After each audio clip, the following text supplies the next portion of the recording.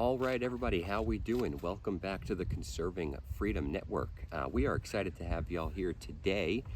We're going to be doing a gun review here, but probably a bit of an atypical one. This is not just the standard unboxing specs of what is the Glock 19. This is, yes, a gun review, but it's also a why I switched video. Why I switched from my everyday carry gun being the P365x to the Glock 19, and why I'm currently running irons, upgraded irons, but we'll get into some of the specs about the gun. We're obviously going to be doing some drills, but I really want to kind of piece by piece dissect why I believe the G19 is the best EDC carry gun for concealment, and why it beat out the 365X, which was what I was carrying basically every day for almost a year. So sit back, relax, and enjoy this one. We'll start with just a couple of the upgrades I've made to this before we get into the first drill, and again, piece by piece kind of break down why this gun is better than most in everyday carry. So the first thing we always do at Conserving Freedom is show you how, as my targets fall over in the wind here, but first thing we do always is show you how it conceals. I am running this in a 1-to-1 from what my 365X was. This is the T-Rex Arms sidecar. I have it in the multicam. I have it with the mag carrier attachment, but this is a true 1-to-1. The holster has not changed. Yes, the G19 is bigger than the 365, but let's take a look at it from the front, from one side, and from the other. So with just a loose sweatshirt on here, I think this conceals really nice. And one of the things I had done to this was bring basically the whole gun, the whole holster down on the buckles. So move the buckles up, slid kind of the weight or the majority of the mass of the gun down. So that was the first thing I did to kind of further help keep this concealed, get the butt end kind of lower to my groin and kind of into that true appendix area, so it wasn't riding up so high into my abdomen and kind of printing as much. So this gets a great grade on concealment. So as we look at the G19, again, the two upgrades I have made, I did put the TLR 7A from Streamlight on there, really great weapon light. And then the other thing I did, as we keep this pointed in a safe direction, is I upgraded to the Trijicon Ameriglow sights, which made a big difference in sight acquisition, as the Glock irons are not, always the best. And I struggled a lot with the micro red dot, just compared to my SIG M18, just a very tiny dot for, what I was trying to do and how easily I was able to acquire a target. So I'm sticking with irons right now. I really enjoy them, and I will be getting a Talon grip as well. That is in the mail to hopefully add a little bit of tackiness to what is the stock frame. But other than that, upgraded irons, that TLR 7A, and basically everything else has stayed stock. So let's do some drills now that we have seen it. So the first drill we're going to be doing is just a classic draw to first shot, and this kind of brings me to my first why I started to switch mentality. As I was clearing garment and trying to get a good grip on the gun, that 365X was pretty tiny, and really all of my speed came at the expense of how well I was able to get a good grip on the gun. So a lot of times I was coming out with a less than stellar grip if I didn't really take my time. So we're gonna go from 7 yards, completely cold here, draws to first shots. And we'll see if we can, I'll relay some of the times for you. Looking for anything between really a 1.6 and a 1.1 is gonna be really good, and kind of 1.6 on the slower end. So let's take a look.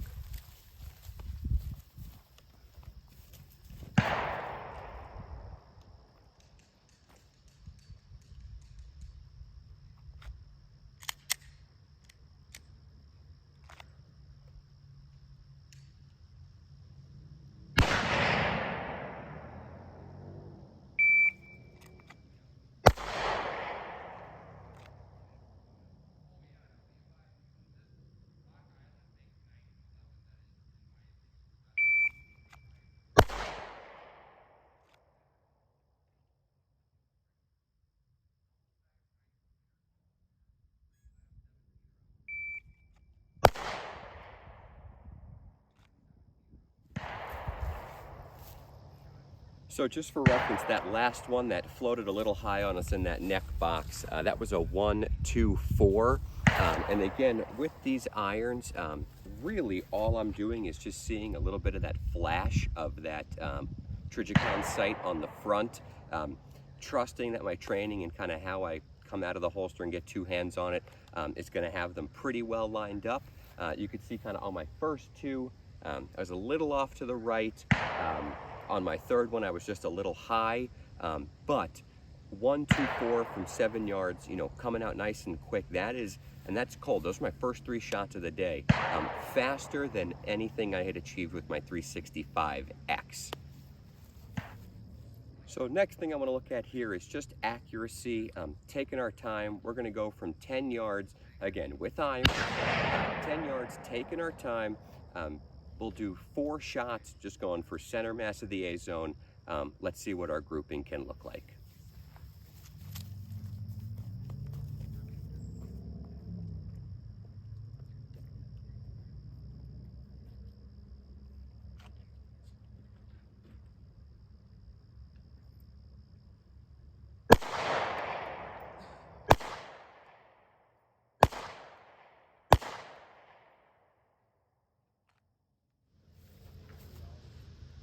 So as you can see on the target, really no problems from 10 yards, and I still have a tendency, a pretty new gun, I still have a tendency, I think, to just have that front sight kind of above those rear notches, and I need to really focus on driving it down, and kind of what feels low for me is pretty much spot on. But again, you know, 4 good shots, effective hits with irons from 10 yards, cannot complain.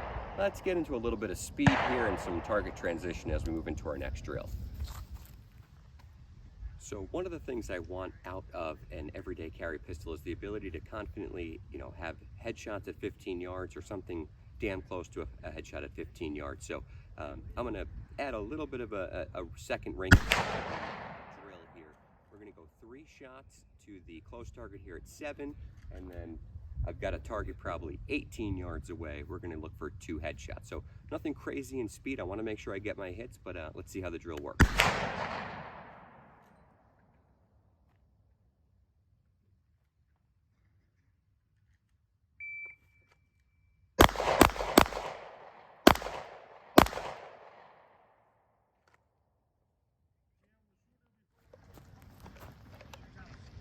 So on our target from 7 yards, 1, 2, 3 A zones. Let's check the one at 18.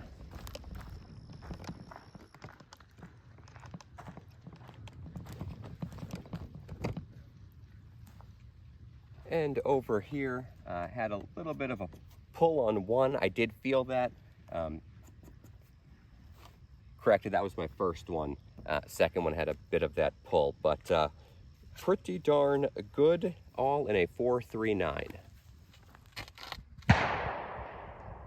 So we're back here on the shooting table. One of the things I really did not love in the 365X was that flat trigger, and really its pull. It's a trigger that I never ended up getting along with. Just how it fit in my hand, and then what allowed me kind of the grip I had in pulling the trigger, just it was not great for me. So this trigger is definitely, you know, an upgrade for me, and I know Glocks definitely, you know, don't have the greatest reputation for the best triggers, but you either get a good one or a bad one. For me, this was a much better trigger for me. So safe and clear, good wall, nice clean break,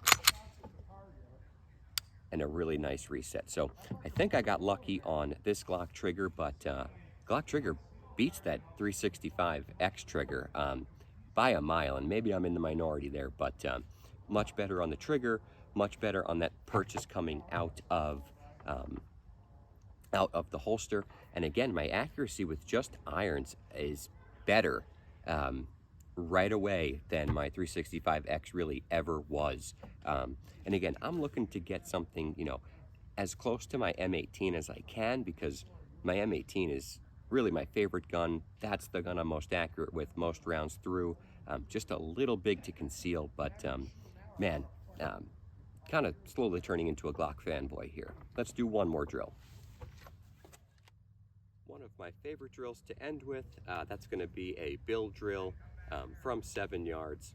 Let's see if we can push the speed here. Really not gonna, just gonna trust that I'm coming out with a decent front sight focus, or hard target focus, and just hope that my iron sights line up. And I think my repetition should hopefully show that I'm somewhere in the A zone, and we're just gonna go from there. So let's see it.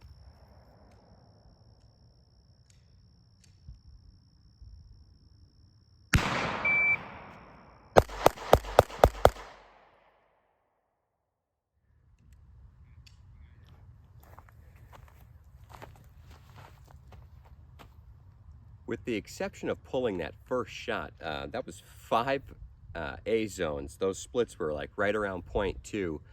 Draw was in a 1.34. That is fast. That is accurate. Probably my fastest build as well that I've ever done.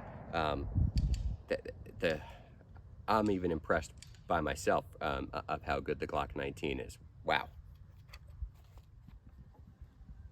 So we will be doing a final thoughts here and kind of a last look of some close-ups of the Glock 19, just to show everybody that it is clear and safe. So again, it is a striker-fired, polymer-framed pistol. Nothing crazy about that. It is the Gen 5, so it does not have the finger grooves. It is the MOS plated edition. TBD on if a red dot's going to go on it. Really loving the iron sights. Came with 3 OEM Glock 19 mags. They hold 15 rounds. It's got the front slide serrations, that classic kind of, I don't know, extra added little trigger safety in there. Obviously no manual safety. The slide lock is ambi. Mag release is probably is switchable, but it's on the left side of the gun. Can't see it from this angle, but good mag release button, really nice. I actually really like the slide release. I'm able to manipulate it a lot better than the P365x, just because it's a little bit of a bigger gun. Just some bigger buttons, some bigger features. It's easier to manipulate for me. So that's our little close-up. Again, I'm going to put a Talon grip on this. The grip is good. I mean, I'm not losing my grip on it. But this thing is a heck of a shooter. So not so much of a gear review or a gun review as much as it was kind of a why I switched, and kind of here are my final 3 reasons of why I like this gun. Size is perfect. Those subcompacts were hard to get a good purchase coming out of the holster. That is number 1. Number 2, this trigger to me was a little bit more reliable, a little more consistent in how I pulled it. Really loved that. And number 3 was just my confidence in it to shoot accurately. Those micro red dots, that hollow sun I had on it, just a really small window, tough to always acquire. I don't really feel like it kept 0 all that great, to be honest. So I got some really nice high quality irons, and you guys could see out to 18 yards, able to get a headshot, moving with some speed. That bill drill from 7 yards was pretty damn impressive for me. My ability to drive the gun back down in that little drill. Just so many reasons why, I really love the Glock 19, and I strongly suggest it as your everyday carry gun as well. Thank you guys for watching. I hope you enjoyed this video. Like, comment, subscribe if you'd like for the Conserving Freedom. We're approaching 1,000 subscribers, and I'm so excited for that moment. So, help me get there. That would mean a lot. Thank you all for tuning in, and we will see you next time on the Conserving Freedom Network.